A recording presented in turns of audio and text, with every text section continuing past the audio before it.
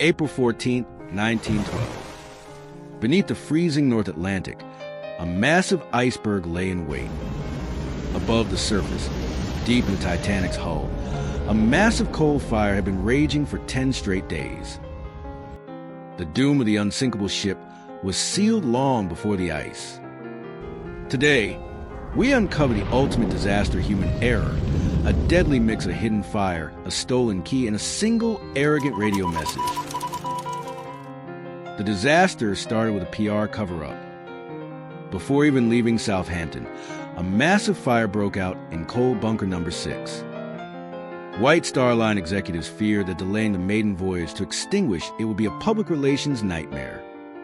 The stokers' only option was to shovel the burning coal into the furnaces as fast as possible. This pushed the ship into a highly dangerous state of excess power. It couldn't slow down, it had to sprint. 10 days of intense heat warped the starboard hull, severely weakening the steel. Then, just 4 days before launch, the company parachuted in a new chief officer for prestige. The original second officer, David Blair, was unceremoniously bumped. Frustrated, he packed his bags in a hurry and accidentally slipped a small brass key into his pocket before leaving the ship. That key locked the crow's nest cabinet containing the ship's only binoculars. The Titanic was now a speeding, weakened juggernaut, completely blind as it hurtled toward the deadly darkness. Nature set the perfect trap for this blinded ship. That night, the ocean experienced a rare cold water mirage.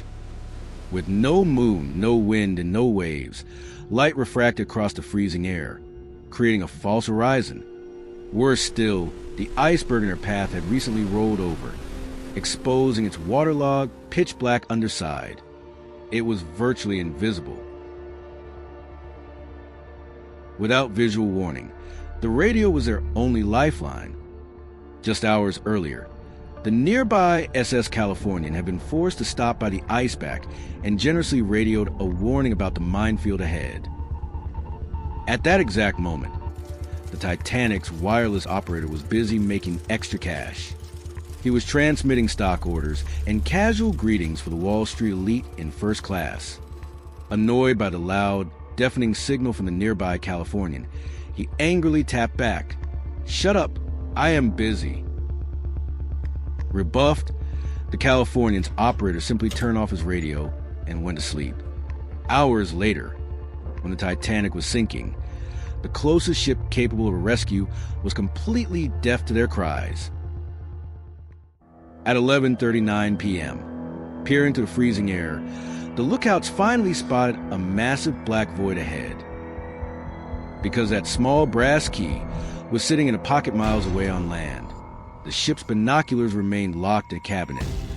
Forced to rely entirely on their naked eyes, the crew couldn't pierce the optical illusion until it was far too late.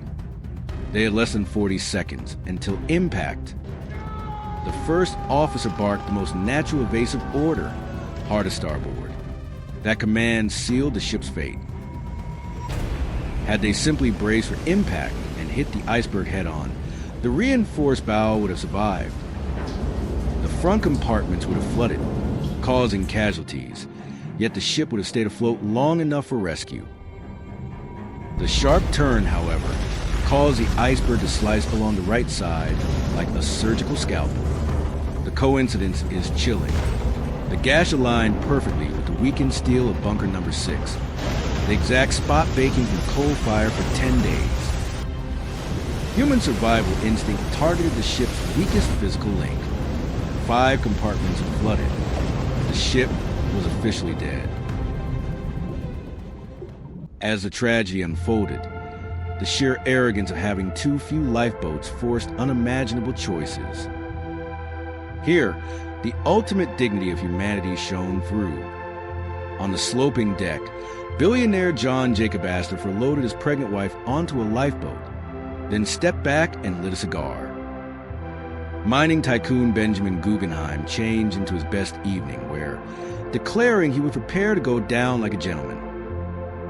The founders of Macy's, an elderly couple, refused to be separated and drowned in each other's arms. At 2:20 a.m., to the final comforting notes of the string quartet, the Leviathan snapped and sank. David Blair, the officer who accidentally took the key, survived the disaster unharmed in his living room back on land.